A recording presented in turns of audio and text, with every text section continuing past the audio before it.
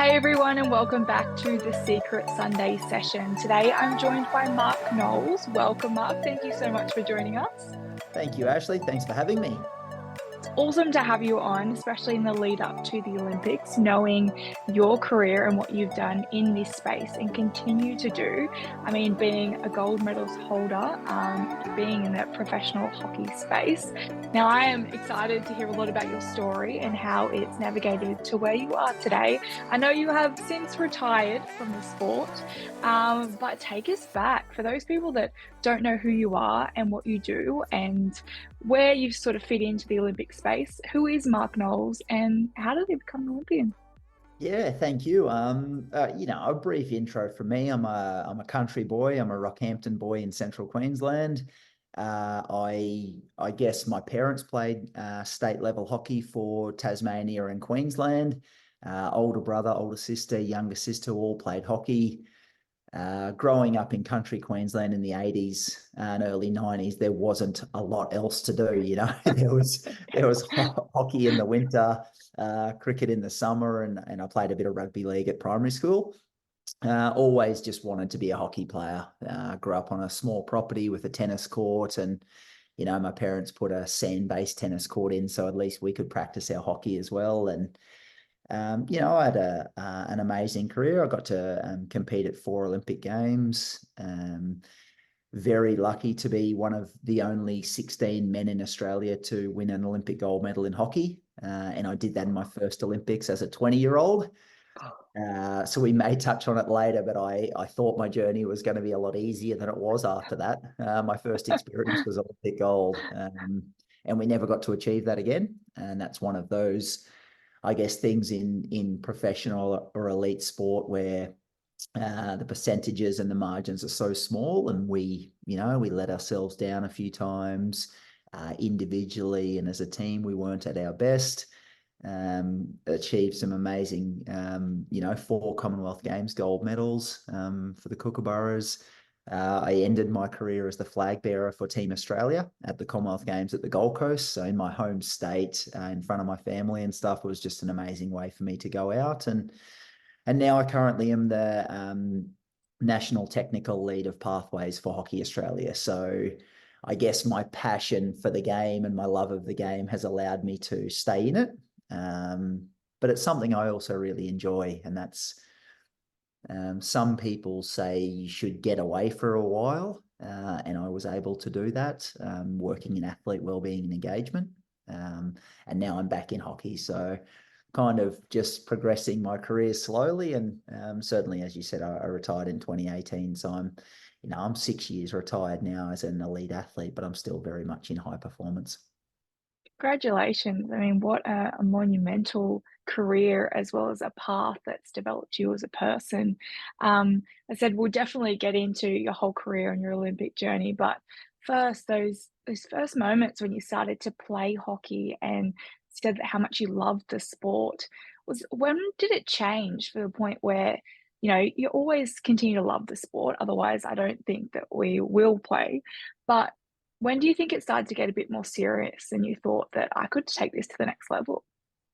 Yeah, I agree, and I still play and I still coach in Brisbane for East Hockey Club here, and I guess I do still have that passion. I think that's really important. That it's very rare people will do anything in life without actually enjoying it, and that's study, that's relationships, that's your career.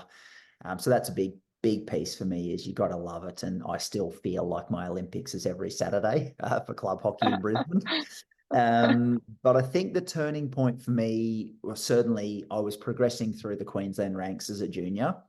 But Sydney 2000 Olympics, everybody has this light bulb moment. And for me, it was everything, I guess, coming together at the right time.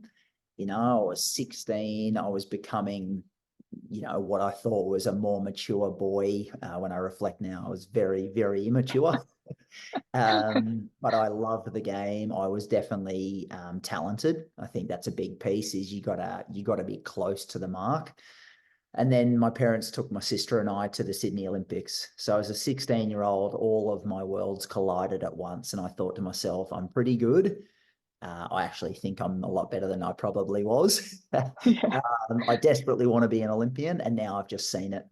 So Sydney was the beacon for me, where I just thought to myself, I want to be an Olympian. Mm. I never thought it would be 4 years later. I promise you that.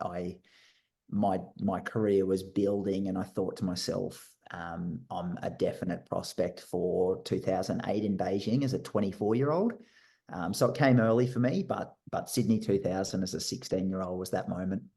Do you remember that feeling of going to the Sydney Olympics in your home country? And like, even I was listening to that getting goosebumps because as a young person in Australia, our culture is very much around sport, no matter what that is. And to be there on your home turf, seeing Australians go and battle it out, and what feeling did that give you?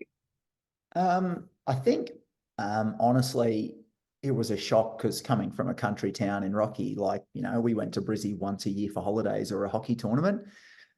So to see that many people watching sport um, was something that I actually couldn't believe. And maybe it reinforced me, or whatever that feeling was, that, wow, I just want this even more now. So just the feeling of pride in our country, green and gold. And I think for me, my family is a sporting family. So it wasn't just for the hockey. We were there for the women's water polo. We went to athletics. We went to all of the different sports. And I think for me, it gives me a great sense. I kind of was a bit grounded by that, thinking, well, there's more than just hockey. There's certainly more than just Rockhampton. um, and I hadn't had that feeling before. And, if I had, it was a smaller event somewhere. I was watching a hockey tournament. So I think just this great sense of pride in our country and how well we do events. That's awesome. And then take me to that journey then leading into the 2004 Olympics. I know you said you didn't think you were going to be able to make that Olympics, but what did training look like, or what did preparing for that look like? Yeah, I think I will just touch on my journey quickly, because I love some of the work you're doing on the podcast with different stories, and how it's not always smooth sailing. Very, very rarely do we go through our life in whatever field we're in on an upward trajectory. You're going to Mm. go up and then down. And my story was like that. I finished year 12 in Rockhampton. I was allowed to go to schoolies for 3 days before I had to be in Brisbane for training. I moved to Brisbane at the end of 2001. And I thought to myself, I'm going to set myself up in Brizzy. I feel like if I do 2 or 3 years in Brizzy, become a senior male player, get to about 20, 21, the Olympics will be over in Athens in 2004. So I was already looking 3 years ahead. And I thought to myself, there will be a changeover of the national team after 2004. And I'll be about 20, 21, and I'll be ready. I will have done 3 years in Brisbane. I only stayed in Brisbane for not even 12 months. And it was a total out of the blue call from the national coach. He said, I'd never even played senior men's hockey for Queensland. And he called me. He said, Knowlesy, we like what you've been doing through the under 18s and through the 21s tournaments. He said, we want to get you over to Perth. And he said, we don't know if you're going to be in the Olympic squad, but in those days, there was Australian Institute of Sports scholarship holders who trained with the Olympic or with the national squad. So I thought, far out. I thought moving to Brizzy from Rockhampton was hard, away from friends and family. And now I'm going to Perth to the national program. But I wanted to be a Kookaburra, so I didn't actually mind what the journey looked like. My first day in Perth, we played in the National Hockey League final, and I broke my ankle. And on that Oh, day, or 5 minutes after the game, I was named in the Olympic squad. oh no. Sorry, in the national squad in 2003, my Oh, first day. And I thought, all right, I'm going to be a Kookaburra. Broke my ankle. About 4.5 months later, my first training session ever with the Cookers in July, after I'd done my rehab, went out and I was allowed to train for the last half an hour. And I just thought to myself, my dreams are coming true. I'm training with the national men's team, and I broke my ankle again. oh no. Yeah. So in I just 2000, laugh. yeah, in 2003, as a 19-year-old who'd never had an injury before, broke my ankle twice and never trained a day with the national team. And I guess I share that story because 6 months later, I won an Olympic gold medal, and you just think to yourself how quickly life can change. If you are kind of self-driven, if you're motivated, if you're able to stay on track, if you have a good support network, there's all of these things that played a great part in my journey. But I could have easily just rolled over. I could have just come home to Brisbane. I could have taken the easy route. I could have not made the Olympic squad because I was dejected from 2 ankles, or I'll just wait till 2004 when it's over. But I think that as a 19-year-old actually set me up for my career. Mm. So that was kind of my couple of years leading up. And yeah, when you get into an Olympic year, it's full time, it's bigger, it's better, it's more. And I never thought I was going to make the Olympic team, but I just wanted to be on that journey as a 20-year-old. And I guess when there's a little bit of, less pressure, a kid who just desperately wants it, who, I was never tired. The boys are like, oh, are we training again? Oh, I've been in Europe. Oh, I've missed my wife or my girlfriend. I was like, oh, is this it? I want more. And I think, that certainly, I guess, was my mentality that I took into my career, and how I guess I kind of prepared and performed and presented myself when I was a young player, but also when I took over in a leadership role. That is how I tried to be as a person. And those early moments set me up for 15 years in international sport. Why do you think you didn't just give up? I mean, especially as a 20-year-old, you were so young. And a lot of people in those younger years probably don't have sometimes the maturity as someone that is older and can see the other side and have a bit of that resilience. But why do you think for you it was, no, I'm going to stick it out. I broke one ankle. Yep, get over it. Break another one and still go, I'm going to persist. Um, well, I think a couple of things are clear to me when I look back now. First thing is, I wanted it. I wanted it bad. It wasn't my parents, it wasn't my friends, it wasn't the coach telling me. So I was very self-motivated. I think that was a big piece, is that I actually didn't want to give up on it myself. Second thing is, when you, and I think this is a really important piece around the podcast and the work you're doing, but when you surround yourself with good people, you can be influenced really well. And of course, the opposite is, when you are surrounding yourself with bad influences, you can be influenced poorly.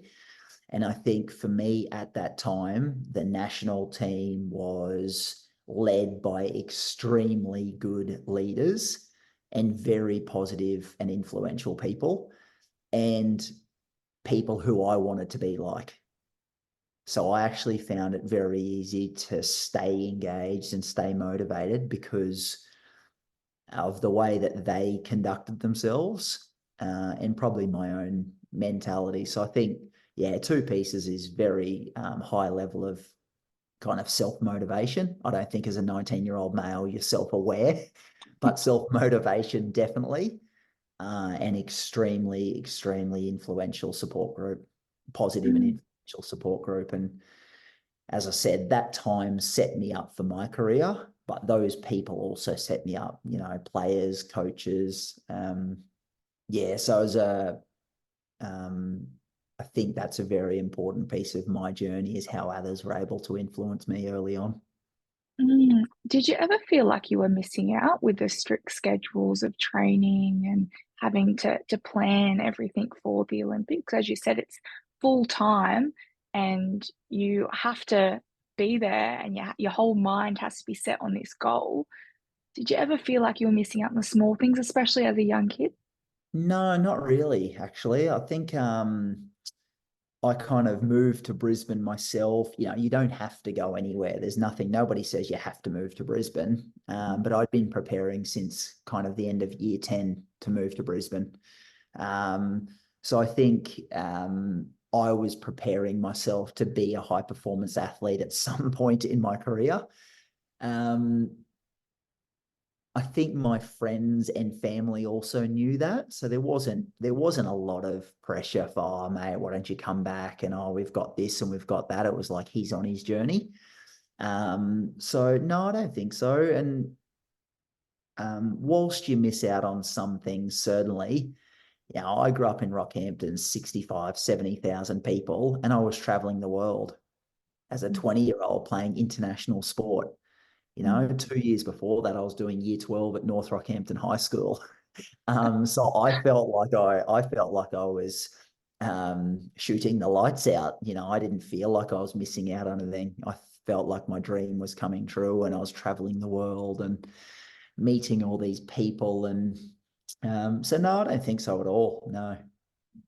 And then looking at hockey, the sport itself, I know it is a team sport, but is there a factor with the sport that is actually quite competitive for you yourself that you have to, I know we mentioned a lot is you have to get yourself there and you have to push yourself in training. Is it more of an individual sport? Because sometimes you are competing against your teammates to even just make a team. Absolutely, yeah. I think we always talk team. We talk about us, we talk about we, but the individual preparation allows you to get to that point.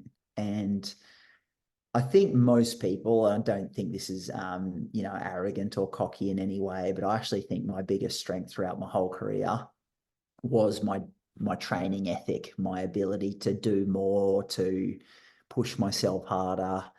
And the reason that I actually stopped playing in 2018 was because for the first time in my career, I started actually like making up excuses to not go to training. Oh, my daughter was sick. Oh, she didn't sleep very well overnight. Oh, can I do gym tomorrow?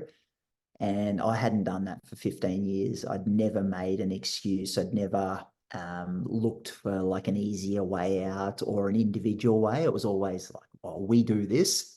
So I think that was one of my biggest traits was my like self-determination, desire to get better. When you play across 15 years, you're going to have multiple coaches and multiple teams. And I loved that. I loved new thoughts, new feelings, new structures because it kept me sharp as well. I had to evolve my game and my leadership or my playing position or my training style. I was playing professionally in the Netherlands for 5 seasons. I was playing professionally in India for 5 seasons, so I was away from my family a lot. And I just think that when you wrap it all up, it actually all has played a part in kind of how I went about it. So yeah, I think the self-determination bit, I've said that a few times, but it's very rare that you get anywhere if you're waiting for somebody else to tell you to do it. And I think that's a big piece that I would give to listeners, about your career. If you're waiting for a CEO to tell you to come to work earlier or do an extra job, you're always going to be behind the 8 ball. I talk to my kids now about schoolwork and their own training in footy and gymnastics and hockey. And I said, like, you don't have to wait for coach to tell you to do some extra fitness. When every kid's collecting balls, as long as you've collected what the coach asked you, you can then go and do 5 minutes of your own work. Oh, but nobody else is doing it. I said, yeah, I know, but maybe they're waiting for somebody to tell them. So that's I guess in my role as a father and, a technical lead of Hockey Australia and all of those kind of things, that's what I'm trying to instill in others that I work with. And it's interesting because even myself talking to other Olympians, it's that mindset of that Yeah, it is all up to you, no matter if you are an individual or you're playing in a team sport. It's like you are the driver, and if you want something, you have to work really hard to get it. And it's hard because in the world that we're living in today, it's very much wait, or it's very much I don't have the motivation, yeah, or it's I don't like to say it, but it is we've become a little bit more lazy and a bit more sure. complacent in the way that we do things and waiting on the world to give us the opportunity when, as you said, it's those 1%ers, it's that extra work that if you want to achieve greatness or achieve your highest dreams, you have to put in the effort. And sometimes it is going to be hard, but life isn't meant to be hard. It's not meant to be taking on this easy road. Otherwise, you don't grow and you don't learn. And sometimes then you don't come out with a gold medal. Yeah, that's right. And I think, yeah, you touched on it there, and I would 100% agree. I also think, and we know this, people are talking about it, but people want the answer way too quick. I didn't start getting a small group to do extra running after training because I wanted to win the fitness testing the following Friday. Mm. We were doing it for 18 months down the road to be successful at an Olympics or a World Cup or a Commonwealth Games. I moved to Brisbane in 2001 because I wanted to make the Kookaburras in 2005. I was thinking as a 17-year-old, 4 years down the road of what I might need to do. Some of the athletes that we work with now, they're wondering why they're not in the team this Friday. And I think that that's certainly a generational shift that wasn't part of a country boys mentality in the late 90s and early 2000s. Yeah, it's the short attention spans and the highlight reels that we see all the time that make us want everything in the now. Yes, everything in the now. Yep. So the gold medal, I mean, I feel like in a typical sort of movie, if we refer it to, you've kind of done it backwards. Yes. Because you said you won gold the first time that you went to the Olympics as a 20-year-old. I believe you were the youngest in the team at the Yes. time. How was that experience? And how do you, because there is as well that mentality that when you reach the top, it's harder to stay at the top. And that was obviously evident in that journey that you took on. Um, what were the feelings, obviously, when you won the gold, and how, leaving then Athens, how are you going to maintain that? Yeah, so it certainly was a bit backwards. I think for me, the most amazing part by far, yes, okay, I love it for myself, but I was the least deserving, and that's not to put myself down at all, but I'd been in the team the shortest. Everyone else came into that team in 2001 straight after, or had been through Sydney 2000 heartbreak.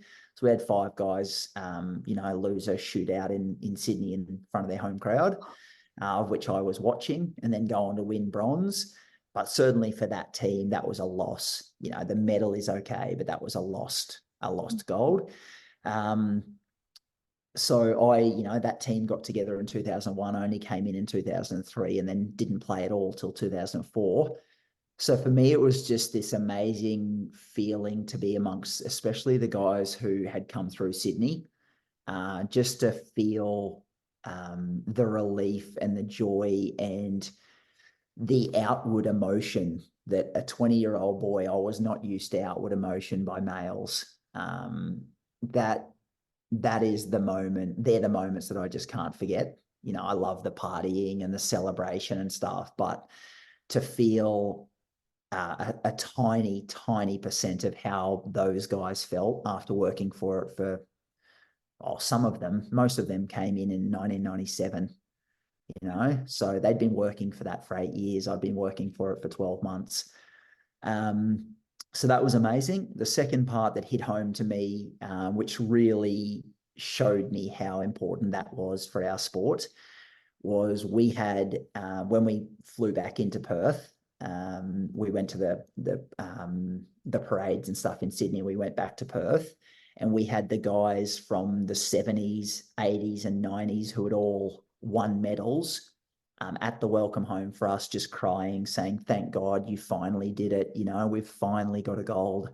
Because we'd won 8 medals at the previous Olympics and never gold. Wow. So those guys were just emotional that finally someone had done it, and I felt bad that far out, like I was emotional when they didn't win, and now they're Mm, crying and emotional because we did win. And I think that really hit home. That was the first time I'd felt this amazing sense of being a Kookaburra, for sure. mm, mm. But yeah, it was pretty amazing. And you touched on it. I mean, we went to Beijing 4 years later. Barry Dancer was the same coach, same assistant coach. We talked about kind of building a legacy. We talked about being a multiple gold medal winning team. we were number 1 or 2 in the world. We'd had a brilliant 4 years and we didn't achieve it. But I think the goal always was, Barry was very forward thinking, enjoy this moment, but we're going for history. We're going for sustained success. That starts at the Com Games in March 2006. So a month after Athens Gold in August 04, Barry was talking about Com Games in Melbourne 06, World Cup in September 2006, Beijing Olympics, and we're all still doing welcome home parades and and having a bit of fun like young boys do. So Yeah. it was a very, Barry was extremely visionary in his way he coached and the way he kind of led the team and communicated to the team. But he set, he set some very, very strong goals, and that team just wanted to buy in. It was one of those brilliant teams who didn't take much nudging. So yes, we didn't achieve it, but the journey was always about gold, or winning or being at our best in 4 years' time. And that Wow. gives you the best chance to achieve it. Sometimes you will, sometimes you won't, but it gave us the best chance possible to do it again. How do you come back knowing that, especially if you don't win or you don't reach those goals, how do you turn up to then, reach another championship or head to another Olympics knowing that it's almost that little bit of disappointment that does follow you? Yeah, in 2008, I was 24 years old. I was that mid-tier male that thinks they know everything. I was probably a couple of steps, not probably, I was a couple of steps ahead of myself in terms of where I felt like I was. I was one of the multiple players in the team who just didn't play at our best. When the pressure ramped up, we actually, we had a fear of losing, a fear of losing, not going out there to win the game. We were fearing not being able to win the semi-final. And when we went into that defensive mode, we lost the game in 20 minutes of fear of failure, not just determination to win. And it's the first and actually the only time in my whole career. So I came in 03. I finished in 18, and the days, weeks, and probably months after Beijing 08 was the only time I have not liked the game. I went into blame mode. I didn't like my teammates. I didn't, not in terms of didn't like them, but, how did we do this? Why did we do it? Why didn't he do that?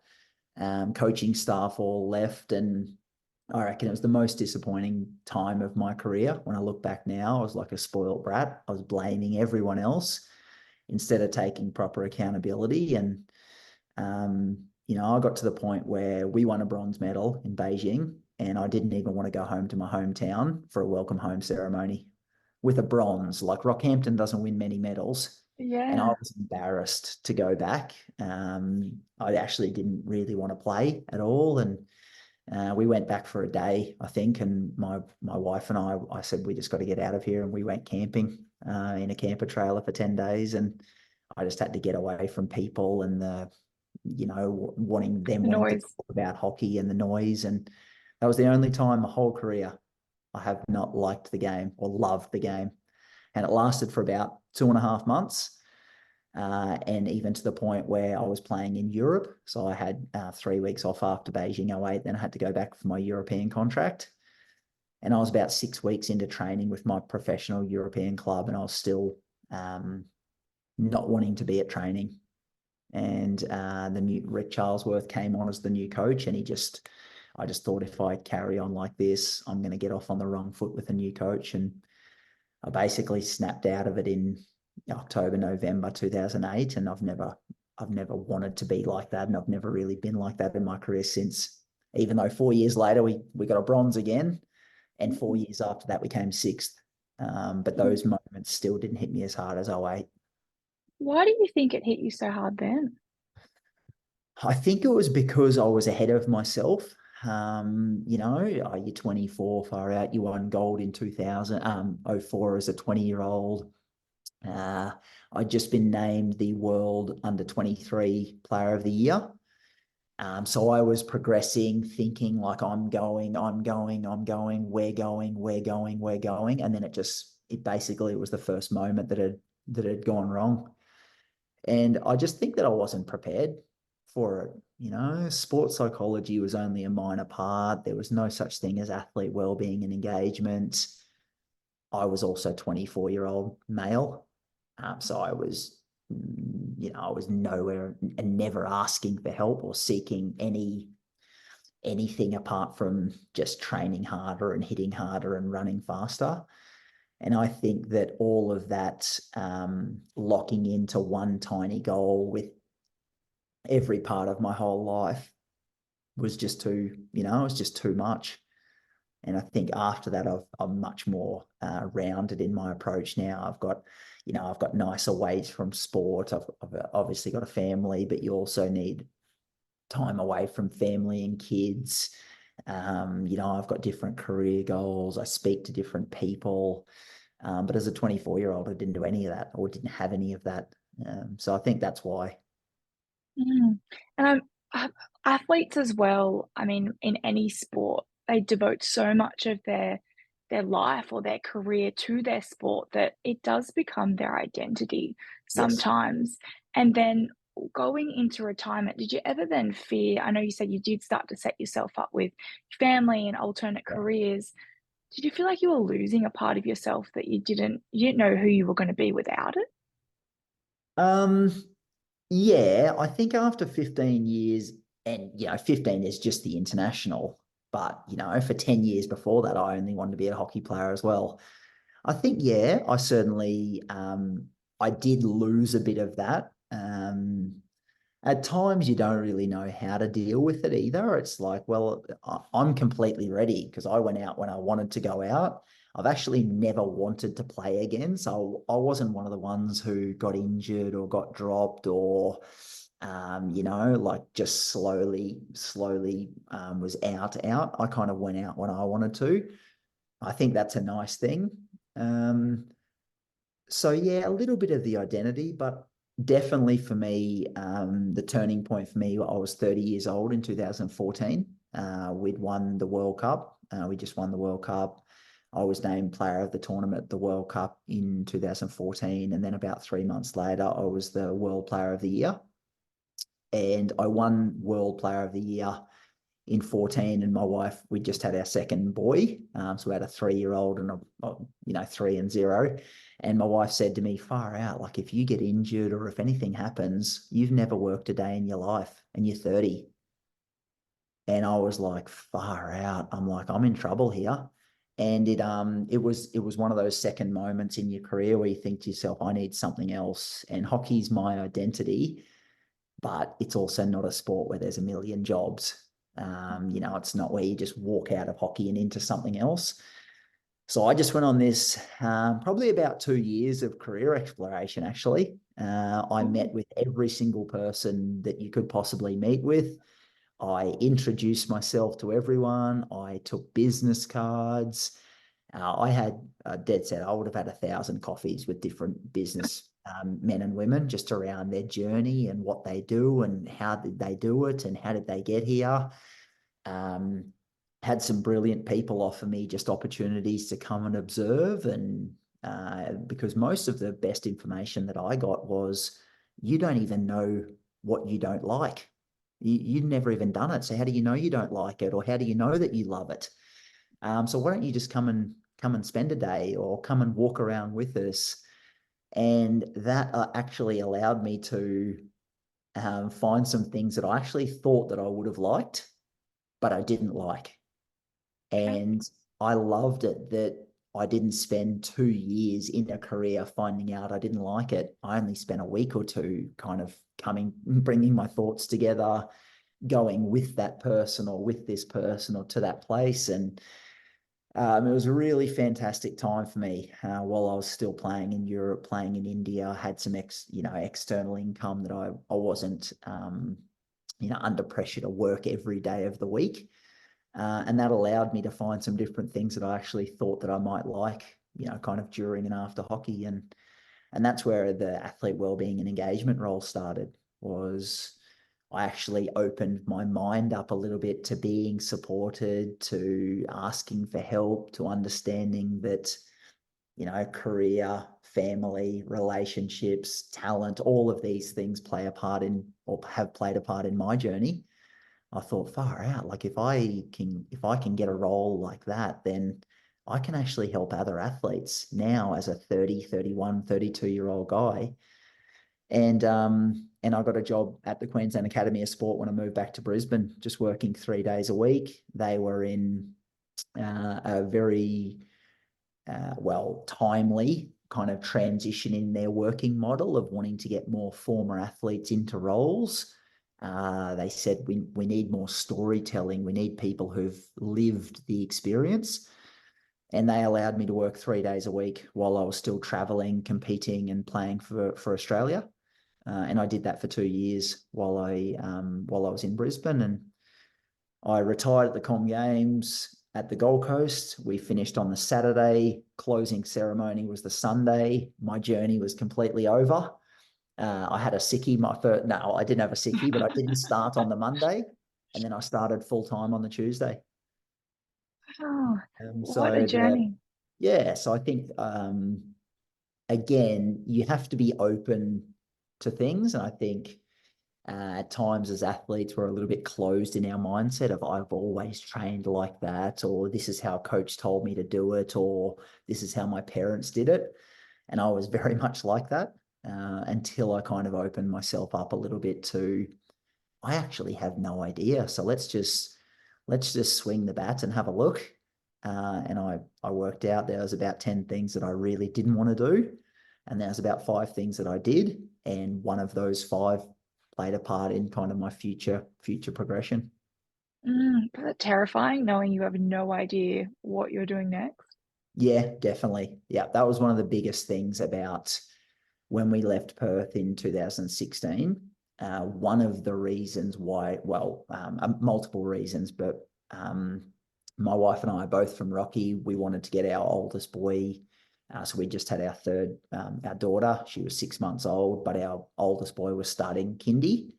And we said we just really wanted to get home to Brisbane to settle amongst closer to family and friends. So that was a big reason for coming back to Brisbane. Second part was we were always going to move to Brisbane. And I said to Kel, why don't we go now, even though I still want to play, so I can actually start transitioning before I'm transitioning.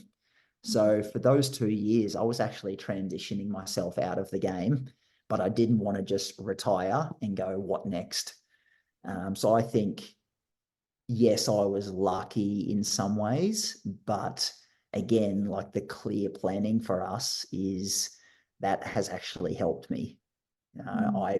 I was the only player in the national program not living in Perth, and I was the captain. But I needed to do that because if I lost my identity as a hockey player Mm. in April 2018 and then didn't have anything to move into, or then had to start looking for what I wanted to do, I think that transition would have been much harder. Mm. Is it Yeah, so I difficult was. as well? Sorry, but difficult as well. You talk about, your family coming along for the ride, and that would be amazing, like their journey just to support you throughout. But is it difficult to manage wanting to be part of the family and to be a dad and to be there for all the small moments for them, but also chasing that career? Yeah, I'm lucky because my wife, her brother was in the national team with me. He was one of our greatest ever players. So she had also been through his journey, kind of his Yeah. whole career. Um, yeah, so in some ways she knew what she was signing up for. um, I think certainly you try and bring them along, and they were engaged in the journey. We lived in Europe together while I played professionally over there. She went to most of the tournaments, but the day-to-day grind is very hard. Kel was at home with 3 kids under 6, with no Mm. family in Perth, especially. Perth was, a killer. At least when we moved to Brizzy for those last 2 years of my career, both of our parents were in Rockhampton. They'd come down for a week or so when I was on tour. So that's a big challenge. I think the other part that, and I still find this hard as a national lead, so I'm traveling a lot with my job, is that you go away on tour and yes, okay, living, traveling in Europe or playing in Europe or in India or wherever we did it's an amazing thing to do. But you burn yourself to pieces by doing all of your analysis, you do all of your training, you compete at this premium level of wanting to be the world's best player in the world's best team. And then you come back and you're like, oh, yes, I just need a break. Thank God my holidays start. But you actually have a role to play. Like your life just moves on. And I think that's something I still struggle with, even to the point where, I'll go away. My job, unfortunately, takes me away for school holidays for national champs. So I'll go away for school holidays working all day, every day, meetings, morning, night, and I'll come home. I'll say, oh, yes, Kel, let's just go away camping. And she's like, Mark, we've just been on 2 weeks school holidays. The kids are back at school. And I'm like, yeah, okay, but when do I get a holiday? She's like, uh, we've just been on holidays for 2 weeks. Mm. So for me, that's a big challenge that I still face, is how I can integrate myself back into family life and actually be a purposeful father. But Mm. also, my biggest struggle in my role is I am not getting enough downtime because I choose not to take any leave. Like, why would I take leave and sit at home and mow the yard or something? So I haven't taken enough leave because the school holidays for the kids is the time where I want to be around. And then, yeah, I can take leave, but I actually wouldn't get a holiday because all I'd do is just sit at home and do nothing. So that's been probably my biggest struggle in my role over the last couple of years, is actually getting some time to switch off. I think that's, important for all, is you got to have, we call it in the Cookers, we've got a fantastic saying, is everyone needs a third place. So if family's place one, hockey is place two, what's your third place? So for me, my third place is like stand-up paddleboarding, fishing, camping, four-wheel driving. But they are all activities that take 5 hours to 5 days. So your third place, where's your third place for 15 minutes or 1 hour? When do you get your walk? Where's your downtime? Again, a lot of the guys say, oh, I love playing golf, but their wives don't like them going for 5 hours playing golf, so you also need a third place that's, I think, somewhere between about 20 minutes and an hour, just Mm. to refresh your mind. And I think that was a massive learning for me out of the Cookers, was that third place is, what is it? And if you don't have one, you better get one, because Mm. you can't be in place 1 and 2 your whole life. That's incredible. And I think that can be used for everyone in no matter Yeah, what they do, is that, that family, that grounding, but also your career and yeah, what's driving and motivating you. But then, yeah, your time and how yeah, you also, as you mentioned, can compromise that as well. That sometimes we put our blinkers on and it's just us and we're motivated in our careers and we forget the people around us that we want to continue to have in our lives, but we need to prioritize what they want from us as well. To yeah. restore and keep those relationships as well. Yeah, it's important. Yeah, and I think, that with everything that's happening in the world, we have to be very careful about how we conduct ourselves and how we speak to people. We certainly need to have a place, to get our own feelings out. We need to be better people around the community. We certainly need to be better people at home. That's been very evident in the last 6-12 months. But what I'd say for all of us, and this is for me included, is you actually have to put the work into it. We can't just say, oh, yeah, I want to be better in the community and do nothing about it, or oh, I want to be a better husband and do nothing about it. You actually have to have, it's like a sporting analysis, you actually have to be self-determined. You actually have to do it. And every one of us, no matter how good we think we are at it, we can be better. No, I couldn't agree more. It's you've always, yeah, you just got to put in the effort. If Hmm. put in what you get out, and that goes for everything in life. And do you think that the Olympics and the athletes that I know you stepped into a different role now, but it's changed since when you first started? Yeah, it definitely has. I think this is a big challenge for all Olympic sports, Olympic and Paralympic sports that I absolutely love. I think this is not against anyone, but what we are seeing is the emergence, major emergence of the professional codes. If I reflect on for example, our women's team or the girls that I've grown up playing with, there was no rugby sevens for girls. There was no women's big bash. There was no rugby league for girls. There was no AFLW. And this is brilliant for our country, but we are a flooded market, and I think the Olympic codes are the ones at the moment who are having the biggest struggles, because you're asking individuals who don't want to work for a long time to get an answer. You're asking them to train for 4 years for 1 week. The professional codes certainly have that benefit of shorter seasons, more funding, more money, more media.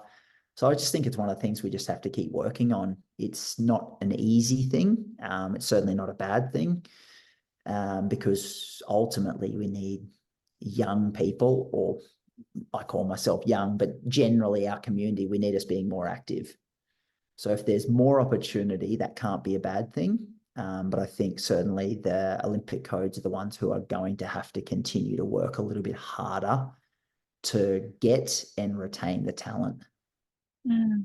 Do you think there's still momentum around the Olympics and people wanting to engage in it?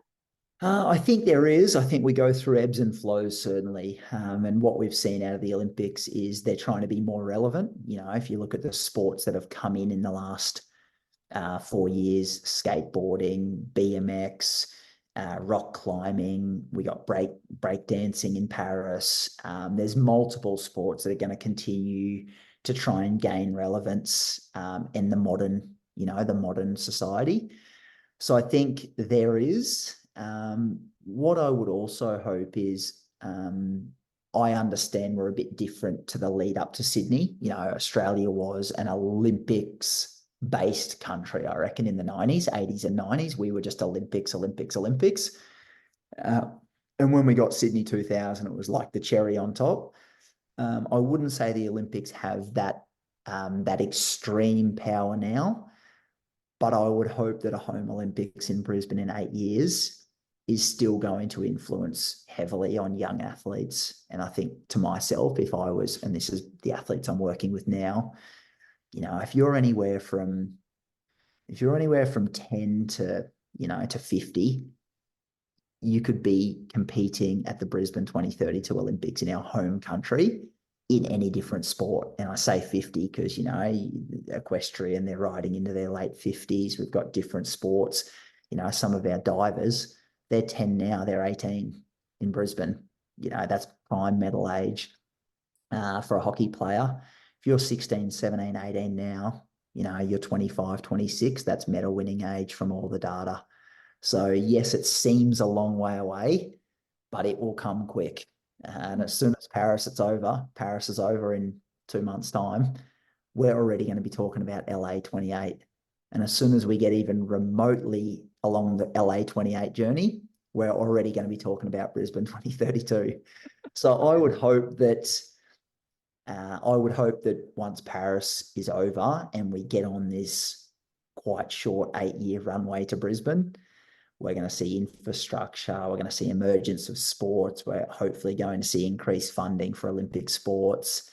That should entice and encourage and retain premium talent. That's what we all hope. Oh, yeah, we only hope. But what excites you the most about the Olympics?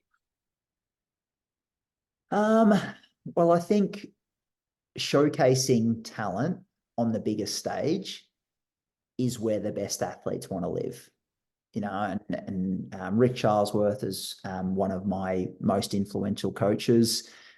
His motto for everything was be at your best when your best is required. And he said, I don't need you to be at your absolute best if we're playing a Four Nations tournament in May in Perth against someone. He said, but when you're playing an Olympic or a World Cup semi-final, your best is required. And he said, across his whole journey, the best athletes perform when it's required. And that's where I always wanted to live. I always wanted to be my best self when it counted most.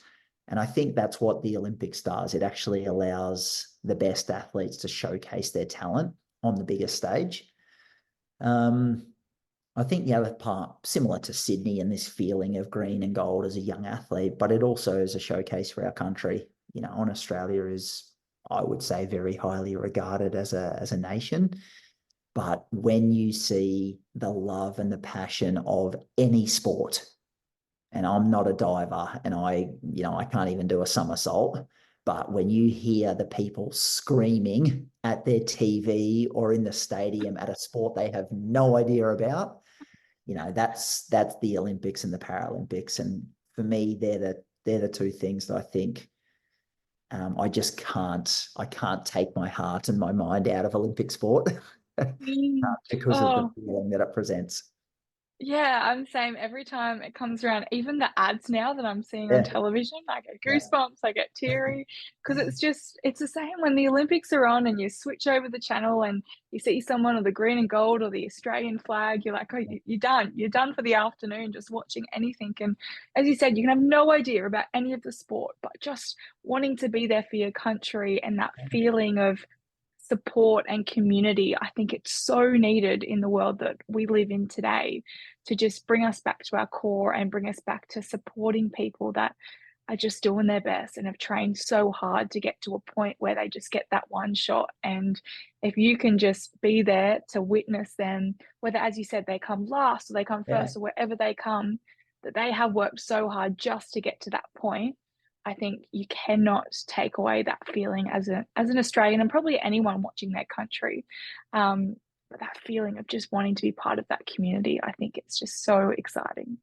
It is, yeah. And I think, you summed it up beautifully then that the winning, we're a country that loves winners, but we're also a country who loves people who just bust their guts and give it a crack, Mm, mm, who show brilliant sportsmanship. And when I reflect on a few of those kind of times around Olympics and Com Games, it's the biggest stories are, the outlier who made the final or the team that were down at the 3/4 time and came back and, won their semi. Yeah, okay, they lost the final or something like that. I think it was the 4x100 or 4x400 runners when they waited for the young lady to yeah, finish the lap at the Com Games, and they clapped her home. Cedric Dubler, clapping his mate on Ash Maloney at the Com Games. They were rivals, and he's telling him, "You better not stop running. If you don't run here, you're not going to win." And got him a medal. And there's some of those moments where you just think to yourself, that's kind of the Australia that we love. And yeah, there's some bad stuff that goes on, but geez, there's a lot of good stuff as well. And I'm probably a lot more in the positive, in the showcase the brilliant stuff, instead of showcasing all the bad things that's happening. So hopefully the Paris Olympics and Paralympics in a couple of months bring us some of those moments. No doubt they will in performance, but also just the brilliant role models that sports can provide. and that the world needs right now. So Best in the world's needs. thank you so much for jumping on today. It's been so phenomenal to chat to you. I do want to end on a couple of questions. Yes. Um, Firstly, to someone that is an athlete that, as you said, could be in those younger years and is looking to say or aspiring to Brisbane or LA and just wanting to know what do they need to be in order to stand on that podium, to sing their national anthem. What do you believe, based on your experience, gets people to those points? Uh, yeah, that's a brilliant question. I'll go for two kind of small ones. I'll say you heard me say it for the first about 10 minutes, but you must be self-determined. You must be self-motivated. Yeah, and that will lead you to anywhere in life. That's about chasing new jobs, as I said, relationships, family, but you must be self-determined. If you wait for someone else, you're already behind. Second part is that sport provides a brilliant, brilliant platform, but it's also bloody hard. So if you're not prepared for it to be really hard, it might not be for you, you know. And I talk to the young athletes that I work with in hockey is that, you know, you make the Australian under 18 team, and then guess where you go? You go back to club hockey, and then you make the Australian under 21 team, and then guess where you go? Back to club hockey. Then you go to your state men's team or women's team, and then you might make the national squad. But if you don't, you go to the development squad, and then you go back to club hockey. So you got to be prepared for it to go up and down. And I think that if you're prepared for that, the losses along the way, the injuries, they'll always just be a part of it. And for me, I just, you know, I was prepared for that. So when I got injured, when I hurt my knee, I got injured before the Rio Olympics. I was like, oh well, this is part of my journey. I'm not going to the Olympics because I got one injury. I may not make it, but I'm not giving up on it. So I think that, you know, self-determination and just a willingness for it to be a little bit rocky will put you in such a good position. That mindset really is everything.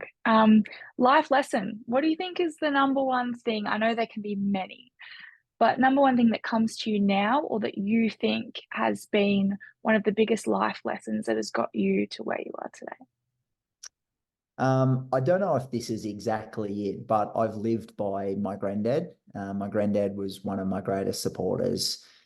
He was not a hockey person. He was a train driver in central Queensland. And he said to me, I reckon from when I was about 5 years old, probably till I was in my mid-20s when he passed, he said, oh, remember, someone's always watching. And he would say that to me every day. Like I'd leave in the car, he'd go, son, remember, someone's always watching. And I don't know if that's my life lesson, but I feel like it is. You know, I feel like I always, or not always because I've made some errors, as we all have in our lives. But I think, you know, I always thought to myself, just be careful with how you present here when you're going to do that. Like I was doing it for me, but I think in the background, I always thought like people will see this, people will respond. So I don't know if that's the right answer, but off the cuff, like that's kind of, you know, when people say to me, what's your favorite quote? Like I say that someone's always watching, remember someone's always watching. When you asked me that, I was like, oh, that's tough. But that was the first thing that came to my mind. I love So I don't that. know That whether is so it's just the person that I've nah, tried. we'll take it. Yeah. Yeah. So I'd say that. Yep. Love that. And lastly, what do you want your legacy to be? Um, I think, you know, hardworking, dedicated, certainly as an athlete. I think my ability to kind of grow and evolve through my sport and now into life after sport is something that I would hope people, you know, constantly see me trying to become better at whatever I'm doing or trying to make the sport better. Certainly that's my aim now. I'm doing it because I want more kids to experience what I experienced. And that's why I love my job so much. Um, you know, you want to be a positive. I'm trying to think of the word. I was going to say positive, but powerful. You know, everything's not always positive. We can't say, oh, kid, well done. You played really well. And, you know, they didn't perform at their best. So I think it's, you know, positive, constructive, but powerful or something like that. I guess I walk around and when I talk to people, they're like, far out. He talks like he did when he played for the Kookaburras. And that's actually how I live, you know, that's how I live my life now is I want them to experience what I experienced. And it may not be the right way, but it's the way that I've found myself conducting myself. So I'm still on a learning journey, but I'd say, hardworking, dedicated, certainly passionate people. People either hate me for my passion because I'm too passionate, or they love me for my passion, and that's Yeah, okay. yeah, Everyone doesn't like you all the time. yeah. So there are a few things that I would probably say. That's awesome. And look, there is no right way. We're all No, I just, don't think so. giving it our best shot and seeing what Yeah. we come up with. And the best way, I guess I'll finish with this, is the best way now may also not be the best way in 2 years or 12 months or 4 years. And I think I certainly learned that out of leadership, is that I had a certain model of leadership because of how I was influenced. Mm. And about 5 years into my leadership journey, it just didn't work. The boys were different. They wanted a different message. They were from a different generation or from a different background or from a different family. And I had to evolve my leadership. And I think I'll have to do that again in 2 years' time or 4 years' time, definitely before Brisbane 2032. So, if you stop evolving and if you stop learning and growing, you're in trouble. Oh, I couldn't agree more. And look, in terms of changing, I mean, you can wake up tomorrow and you've got to change everything. So Sure. it's the instant flow of information that we're dealing with. But thank you so much for jumping on today and sharing your story and your amazing insight as well. I know I have learnt so much, not even being a professional athlete, but just even that third piece, that third tier, I'm like thinking, Yes. all right, I'm gonna go and like think of my third place. Yeah. Third place. That's my takeaway because I think that is just phenomenal and something so simple that you can break down as well. Yeah. No, thank you for having me. I love what you're doing. Some of the guests previously have been brilliant. So anytime you can kind of share your journey is something I'm always, kind of proud to do and interested to do as well. So thanks also for what you're doing. No, thank you. And thank you as well, everyone else out there, for joining us for another Secret Sunday session. We'll catch you guys all next time.